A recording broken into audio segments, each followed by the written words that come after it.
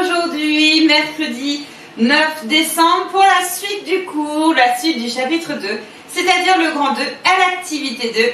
C'est parti mes chéris, à vos cahiers. C'est parti.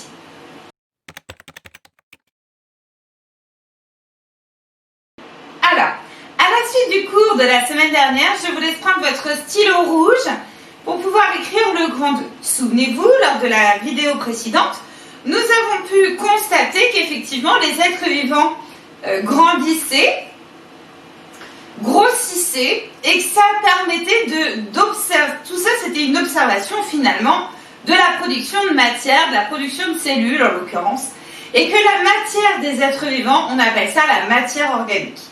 Très bien. Mais alors maintenant, nous allons voir l'origine de cette matière. Ok, on va fabriquer de la matière organique, mais concrètement, à partir de quoi? Quels vont être les besoins des êtres vivants afin de fabriquer cette matière organique? Nous allons donc réaliser une activité 2 aujourd'hui, avec à la fois un tableau et à la fois un schéma. Alors peut-être que pour cette semaine, ce sera peut-être un petit peu plus long qu'1 heure. Il faudra peut-être prévoir un petit peu plus longtemps. Donc n'hésitez pas éventuellement à séparer en deux votre SVT au cours de la semaine et le faire éventuellement en 2 fois. À vous de juger qu'est-ce qui est plus pratique pour vous. Donc 2 compétences assez importantes, sachant que nous avons déjà fait pas mal de tableaux et qu'aujourd'hui nous allons en plus faire du schéma. Nous en avions déjà fait. Mais on va revoir les critères de réussite du schéma. Alors, cette fiche d'activité est disponible en format PDF sur le Padlet. Vous pouvez tout à fait aller au CDI pour éventuellement l'imprimer si vous le souhaitez, ou simplement la consulter sur le Padlet. Vous n'avez pas besoin de l'imprimer, ce n'est pas obligatoire. D'accord ?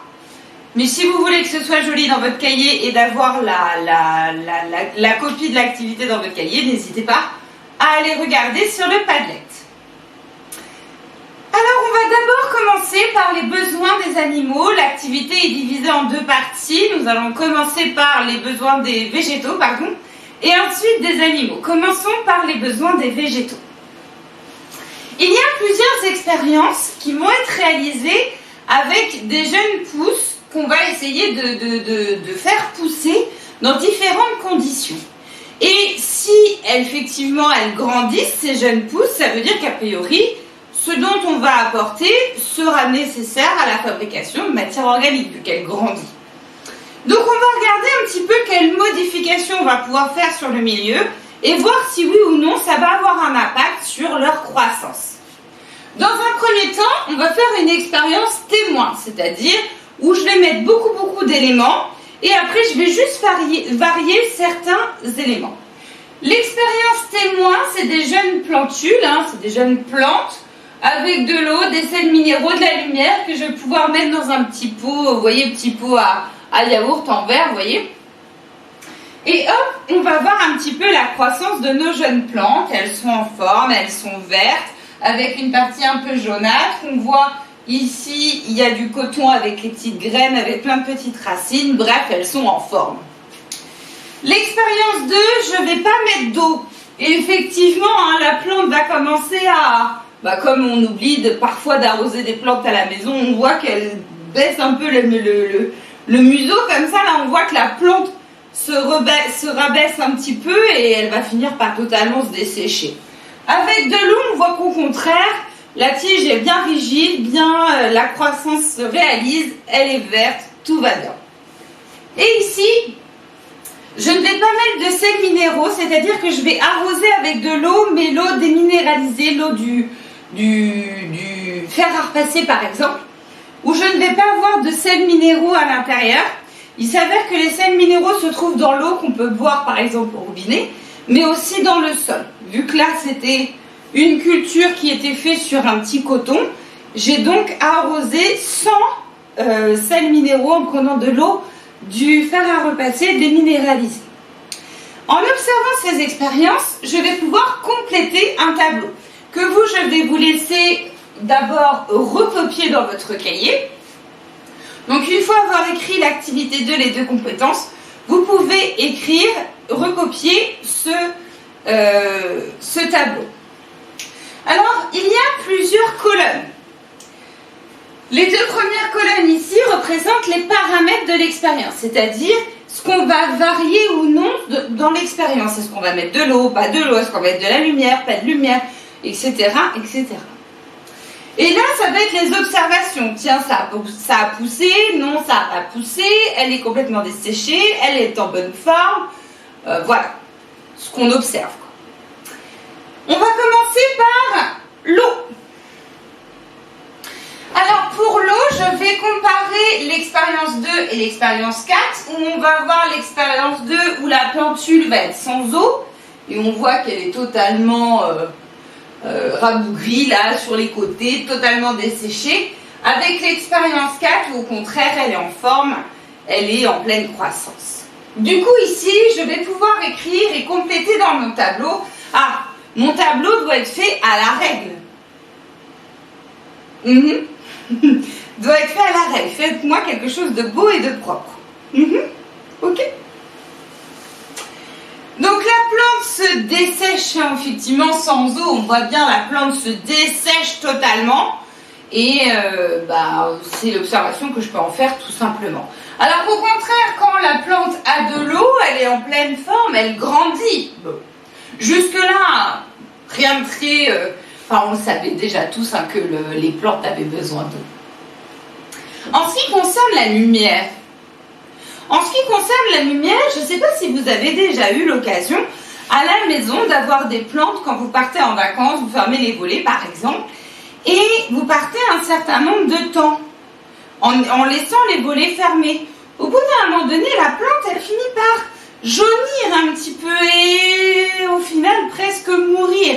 Et donc effectivement, la plante finit par jaunir, blanchir et finit par mourir si ça dure trop longtemps, mais si elle a toujours de l'eau, si elle a toujours une bonne température, etc., parce que quand on y a de l'eau, elle arrive à grandir, mais elle va perdre toute sa couleur, elle va perdre un peu de sa résistance, vous voyez, un peu de sa splendeur. Alors qu'au contraire, si je vais avoir de la lumière, là, elle va continuer de grandir et bien être verte, vous voyez, la couleur de la feuille restera bien verte. Si je regarde pour les sels minéraux,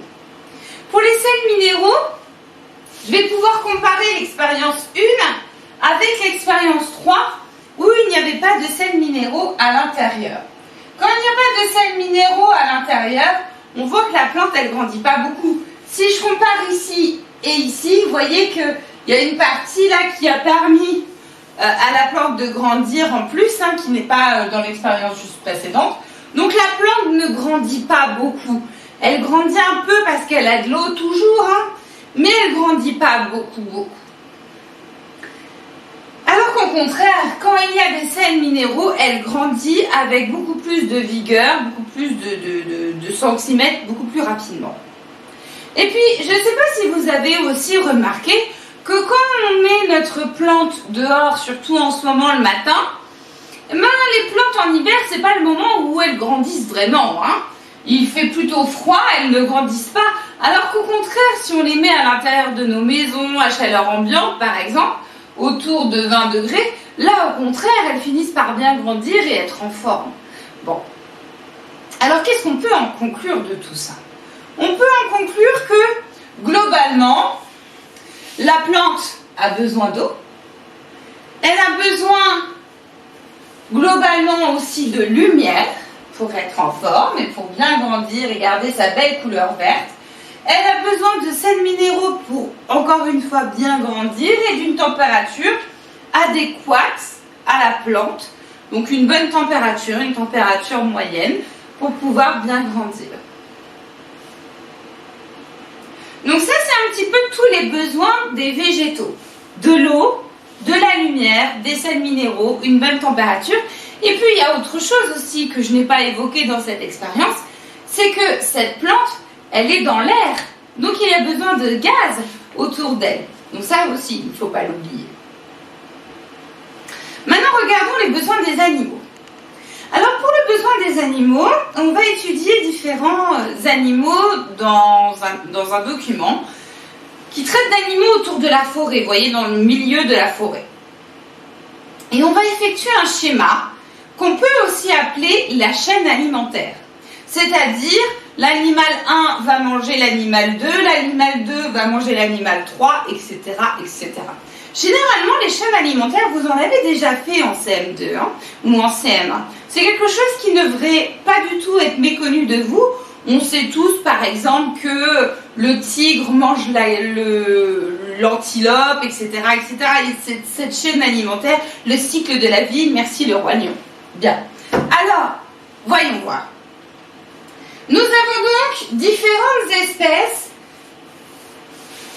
qu'on va pouvoir étudier ici. Donc, il y a toujours notre compagnon qu'on a étudié la semaine dernière, qui est clairement en train de dévorer un petit gland, un végétal, hein, ça vient de l'arbre le chêne.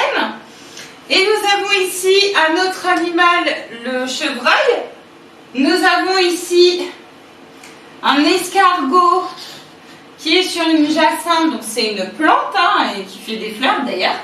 Donc le petit escargot qui est en train de manger la jacinthe. Et puis on voit ici une gifle,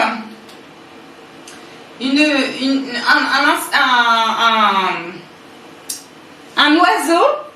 On voit cet oiseau qui est en train de dévorer les escargots. On voit il y a plein de débris de coquilles ici. Elle est clairement en train de faire son repas. Et on voit qu'elle est en train de manger l'ensemble des escargots. Donc là, c'est 4 petites photos. À partir de ces 4 petites photos, on va essayer de compléter ce schéma des chaînes alimentaires. Alors vous voyez que c'est chaîne alimentaire au pluriel parce que finalement, il y en a 3 ici. Il va y en avoir une ici qui est déjà bien complétée où on voit que le chevreuil mange les glands. Il y en a une autre ici où on a l'élément central, l'escargot. Donc on va devoir voir ce que mange l'escargot et l'escargot est mangé par qui. Et ensuite nous avons la 3e chaîne alimentaire avec le dernier animal, le dernier maillon de la chaîne, la chouette. Vous voyez que dans ce schéma, il y a déjà différents critères de réussite. Je vais commencer par là. Un schéma peut être fait au crayon à papier ou avec des couleurs. À la différence du dessin d'observation qui doit être uniquement, et ça dans le titre, dans le dessin, dans le légende, tout doit être au crayon papier dans le dessin d'observation. En ce qui concerne le schéma, vous pouvez vous amuser à mettre des couleurs. Au contraire. C'est ce qui permettra d'avoir quelque chose de plus lisible et de plus compréhensible. Mais attention, je ne vais pas colorier en rose parce que j'aime le rose. Je ne vais pas colorier en bleu parce que j'aime le bleu. Je ne vais pas colorier en vert parce que, voilà, bon, je ne vais pas tout faire. Les couleurs, vous avez compris. Si j'utilise une couleur, ça doit avoir une signification dans ma légende. Par exemple ici, ces flèches bleues représentent dans ma légende se fait manger par. Donc par exemple, on va avoir le chêne se fait manger par le chevreuil, etc., etc. Vous voyez? Alors essayez de compléter ce schéma avec cette légende, composée également d'un titre. On n'oublie pas le titre. Prenons par exemple, je le disais, l'escargot. Donc l'escargot qui est ici. On voit que son repas à lui, ce que va manger l'escargot, c'est ce végétal ici, cette jacinthe. Donc là, on voit très bien que l'escargot mange la jacinthe, ou dans le sens de la chaîne alimentaire ici, la jacinthe se fait manger par l'escargot. Et ensuite, l'escargot va se faire manger par cet oiseau qu'on appelle la griffe musienne, sorte d'oiseau, c'est petit, hein, c'est un tout petit oiseau. Et donc on va pouvoir compléter cette chaîne alimentaire avec la jacinthe se fait manger par l'escargot, l'escargot se fait manger par cet oiseau. On continue la 3e chaîne alimentaire où on va avoir le dernier maillon de la chaîne, les chouettes. Et en fait, il s'avère que la chouette va manger les campagnols. Et donc, je vais pouvoir écrire que le campagnol se fait manger par la chouette. Et si je reviens en arrière, qu'est-ce que mange le campagnol? Des végétaux. Le gland, le fruit du chêne. Alors si on peut regarder du coup un petit peu maintenant ce schéma de la chaîne alimentaire. Nos animaux, ils sont là. Et là, on va avoir les végétaux. On va constater que les végétaux sont toujours les premiers maillons de la chaîne. On parle de producteurs primaires. Ils sont en premier, ils vont produire pour la première fois de la matière organique à partir d'eau, de lumière, de sels minéraux, et d'une bonne température et de l'air. Donc on va avoir les végétaux, premier maillon de la chaîne, les producteurs primaires. Et ensuite on va avoir les animaux qui vont être dits des producteurs secondaires parce qu'ils sont, vous voyez, dans un second temps. Et vous avez remarqué que les végétaux, eux, ils ont la capacité voilà, ils ne mangent pas quelqu'un d'autre pour pouvoir fabriquer de leur matière organique. Ils vont utiliser le soleil, ils vont utiliser ce qu'ils vont pouvoir piocher dans leurs racines avec l'eau et les sels minéraux. Alors que moi, par exemple, j'ai beau me mettre les pieds dans la terre, avoir mon visage, mes mains à l'extérieur comme ça, je ne vais pas grandir pour autant si je ne mange rien. Il va falloir qu'on m'apporte la matière organique. Je ne vais pas pouvoir la fabriquer comme ça. C'est pour ça qu'on parle de producteurs secondaires. Les animaux vont manger de la matière organique pour pouvoir du coup la transformer et la fabriquer. Ils ne sont pas incapables de la fabriquer à partir de rien, entre guillemets, sans apport de matière organique déjà existante. C'est pour ça qu'on parle de producteurs secondaires. C'est d'ailleurs ce qu'on va pouvoir écrire dans les deux bilans que je vais vous projeter maintenant. Donc si vous voulez écrire le cours de manière un petit peu plus calme, etc., sachez que tout le cours est aussi disponible sur Pronote et sur le Padlet, comme d'habitude. Le premier bilan, le voici. Les besoins nutritifs des végétaux verts. Quels sont les besoins des végétaux verts pour produire leur matière? Les végétaux verts produisent leur matière organique à partir de matières minérales. Ce sont des producteurs primaires. Les matières minérales, c'est tout ce qui n'est pas vivant. C'est ce qu'on évoquait tout à l'heure. L'eau, les sels minéraux, les roches, etc. Tout ce qui n'est pas vivant. Pour produire leur matière organique, les végétaux prélèvent par leurs racines de l'eau et des sels minéraux présents dans le sol, par les feuilles le dioxyde de carbone, le CO2, présent dans l'air, et ils vont avoir également aussi besoin de lumière pour fabriquer leur matière organique.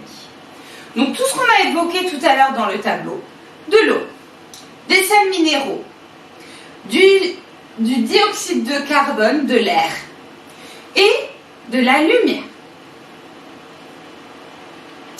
Pour les végétaux, ça c'était assez simple. Maintenant pour les animaux. Petit b, les besoins nutritifs des animaux. Quels sont les besoins des animaux pour produire leur matière? Le bilan.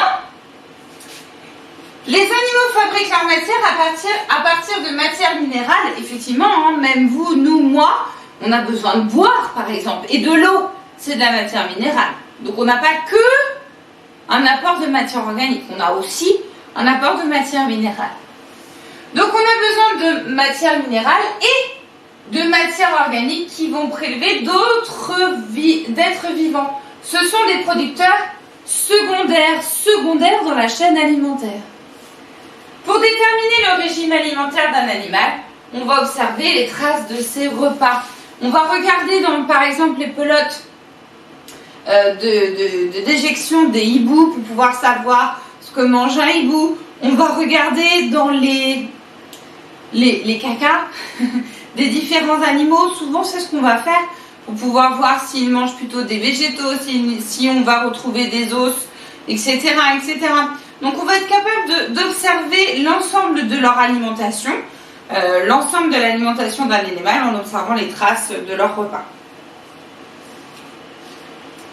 jeunes gens, pour mercredi de la semaine prochaine, le mercredi 16 décembre, je vous laisse donc regarder cette vidéo, quitte à la regarder plusieurs fois. Je pense que c'est la première des vidéos qui est un petit peu conséquente. J'en suis consciente. Je vais calmer le jeu la semaine prochaine. Donc une vidéo qui est un peu conséquente, donc n'hésitez pas à la regarder plusieurs fois. Avec à l'intérieur le grand 2 et l'activité 2 qu'il va falloir reprendre sur votre cahier. Vous avez tous les documents, l'activité, la correction de l'activité, le cours. Tous les documents sont sur le Padlet également. Si vous voulez les consulter, les imprimer, c'est à votre disposition. Si vous avez la moindre question sur le cours, je reste à votre disposition comme d'habitude. Prenez soin de vous, mes chéris. À la semaine prochaine. Au revoir.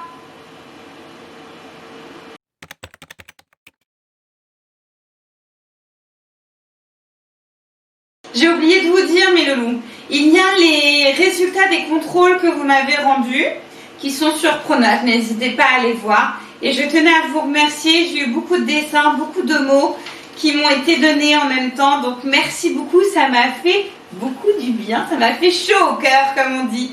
Alors merci beaucoup à vous. À bientôt.